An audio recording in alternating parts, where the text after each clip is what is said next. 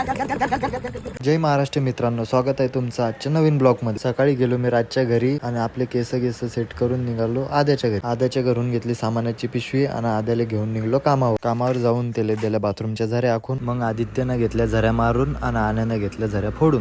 आणि राजन मी निघालो दुसऱ्या कामावर जाऊन बघून घेतला आधी काम आणि निघलो मग प्लंबिंगचं सामान आणायले. आणि प्लंबिंगचं सामान घेऊन परत आलो कामावर. केली मग कामाला सुरुवात. आज कामावरच झाला होता आम्हाला उशीर. मग आज दुपारी काही जेवायला गेलो नाही घरी. कामावून डायरेक्ट गेलो मग आम्ही चौपाटीवर गणेशदाच्या पावभाजीच्या गाडीवर. गणेशदाच्या गाडीवर पावभाजी खाऊन गेलो आम्ही सुम्याच्या पाणीपुरीच्या गाडीवर. सुम्याला म्हटलं दे रे भाऊ पाणीपुरी, तर सुम्या हलवायला लागला अवॉर्ड अंशुमनच्या स्टाईल मध्ये